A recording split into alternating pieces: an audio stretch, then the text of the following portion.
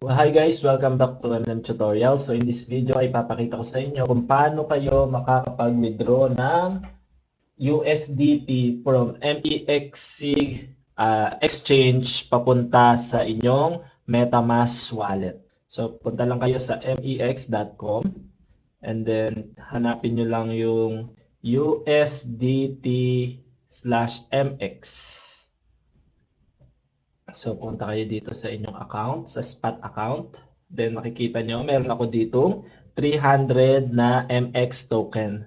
So, ang MX token, guys, ito ang native token ng MX Exchange, which is maganda ang potential nung coins na to, guys. Kasi mura pa siya sa ngayon and unti-unting tumataas yung value niya. So, na-expect natin ng marami na tataas pa ng tataas yung value ng MX. So, kahit papano, kapag nag-invest tayo sa kanya ngayon, ay may potential. So, punta lang tayo sa spot, sa trade. Punta tayo sa trade and then spot. So, pwede kayo mag-set ng Google Authenticator at saka ng anti-phishing code. And then, ayan yung interface, guys. Ayan, kung makikita nyo USDT tsaka MX, pwede tayong bumili ng MX o kaya mag-sell ng MX. So ayan, pwede nyo i-adjust dito kung ilang percent ng total MX ninyo ang gusto nyong ibenta para maging USDT. Kasi USDT yung ating ililipat sa ating MetaMask wallet.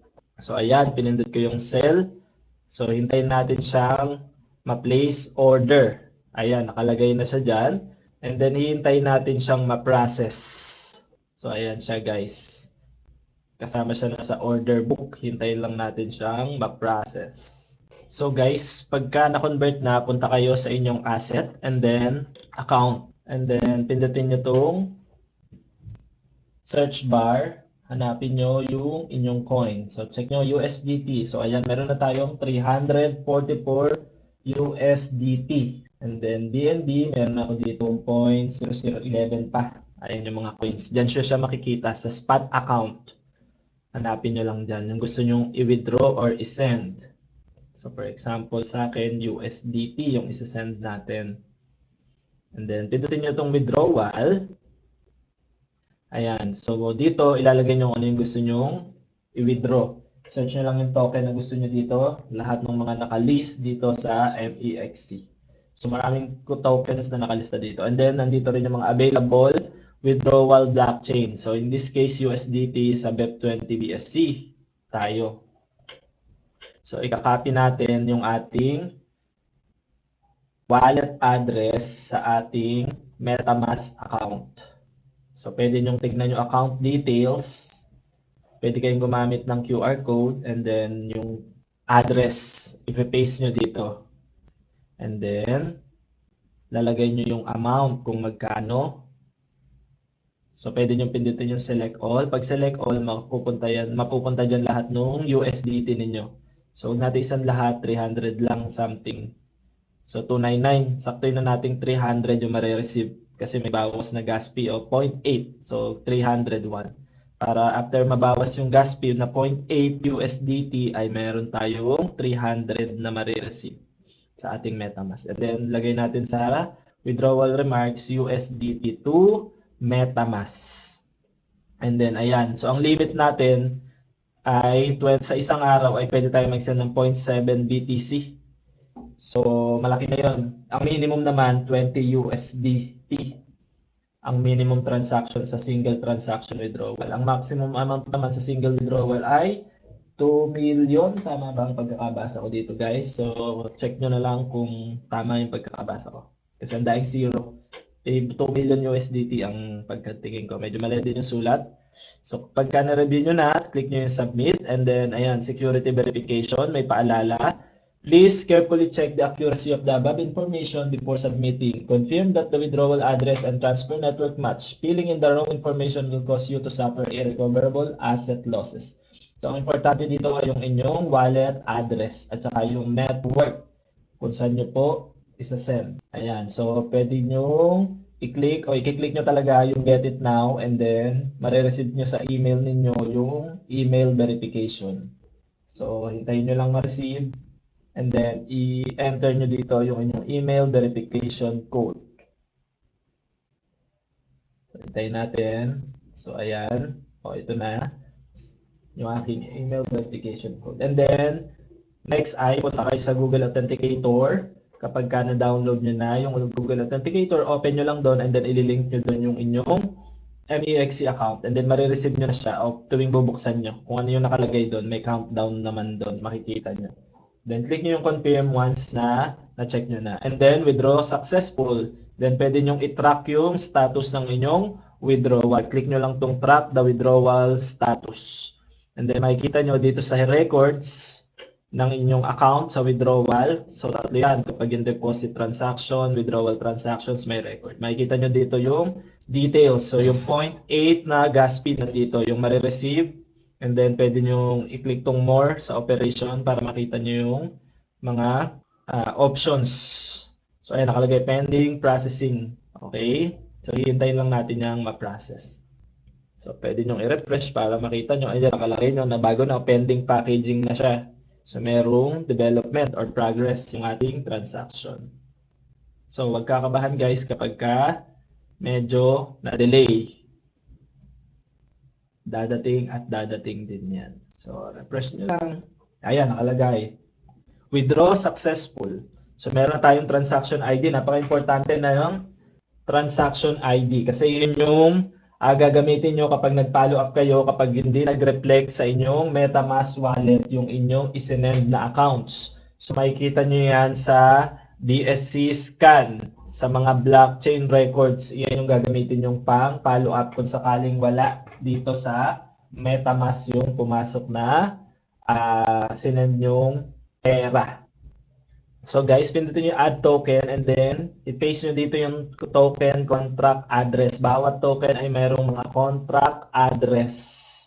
So pwede nyo yung i-search sa internet. Sa CoinGecko meron and sa Google Chrome pag sinearch nyo, makikita nyo ang contract address. Make sure na ang ilalagay nyo dito ay yung tamang contract address. Ayan, for example, CoinGecko. Hanapin natin ang contract address ng USDT sa CoinGecko. Search nyo lang USDT. Ayan. And dito makikita nyo contract. Copy to clipboard nyo lang and then i-paste nyo dito sa token contract address and then lalabas na yung symbol niya, USDT. Okay? And then click next. Ayan. So meron tayong USDT sa ating MetaMask wallet sa BSC network kasi hindi siya naka-default. Kasi ang default na token sa BSC network ay BNB. So USDT. Okay guys? So ayan. I-refresh nyo lang para pumasok yung account. So in this case, hindi natin makita as USDT yung ating sinend. Bakit? Kasi po siya ay naging pegged money. So guys, ito ipakita ko sa inyo, pumasok na siya dun sa account or nag-reflect na. Hindi nawala ha, hindi porket hindi nag-reflect agad ay nawala. Basta meron tayong transaction ID ay na-successful yon. Makikita natin sa BSC scan yon. Pwede nyo i-follow up doon. Pero in this case, hindi siya USDT na Tether nag-reflect. Kinailangan natin siyang i-add ng another token sa ating MetaMask wallet. Okay? So paano yon ginawa? So guys, kapag na-experience nyo yung same dito sa video, ito yung pwede nyong gawing solusyon. Kapag ito yung situation na naka-experience niyo, okay? So, itong transaction ID, pwede nyo yang gamitin para i-track or i-follow up yung inyong transactions. Kung sakaling katulad nung nangyari kanina na wala itong USDT na to kanina o naalala nyo, wala pa to, USDT 0. So, punta kayo dun sa withdrawal records, tulad ng sinabi ko kanina, makikita nyo dun yung records. And then, pag kinlik nyo tong more sa operation, ayan, makikita nyo tong transaction ID. Pag kinlik nyo yan, mapupunta kayo sa BSC scan. So, sa BSC scan, makikita nyo dito yung records, detailed records or ng transactions ninyo. Makikita nyo dito, meron tayong sa transactions o sa tokens transferred from, ito yung aking MEXC account, papunta sa aking MetaMask wallet for 300 na BSC USD. So, yung pera natin ay Binance Peg BSC USD nung na-transfer siya. BSC USD. So, yan yung hahanapin natin. Para proof na pwede nyo gawin yan ay dito sa MetaMask community. Yan din yung binanggit nilang solution. So, ayan o, may nagtanong. And then may sumagot, ito yung kailangan. Yung Binance Peg BUSD/T or BUSD T token tracker. So, dito sa custom token, katulad nung ginawa natin kanina, nung inad natin yung USDT na Tether, ganun din yung gagawin natin. Okay? Para lumabas siya. Ito oh. Ayan. Okay? So, hanapin nyo yung BSC USD. Hanapin nyo yung BSC USD. Yung contract. So, ito, ayan oh. Yung Binance Peg BSC USD, ito yung contract niya, address. Copy address and then punta kayo sa MetaMask ninyo sa BSC network ay mag-a-add kayo ng token dito sa baba. Click nyo tong add token. Nilagay nyo dito yan. Okay? Tapos lalagay nyo dito BSC USD. Pero in this case kasi na-add ko na siya kaya hindi na lalabas yung token symbol. Okay? So yun lang. And then click nyo yung next dito. And then pag ginawa nyo yun, magre-reflect na yung USDT nyo dito na meron kayong 300 yung sinend ko kanina. Kung naalala nyo, wala pa to. Tatlo pa lang yung token na meron tayo dito. And then, ayan, naka-reflect na siya. So in case na ma-experience nyo guys na gano'n, na mag-transfer kayo sa MetaMask and then wala, tignan nyo yung transaction, baka BSC USD siya, baka Binance Peg token siya. So yun yung pwede nyong gawing solution para mag-reflect siya sa inyong MetaMask wallet. So sana nakatulong sa inyo ang video ito kung paano mag-withdraw o mag-transfer ng inyong tokens from MEXC exchange papunta sa inyong MetaMask wallet. At yung solution kung sakaling hindi nag-reflect agad sa inyong MetaMask wallet, yung BSC USD token na sinend ninyo. So hanggang na lang muna. Bye!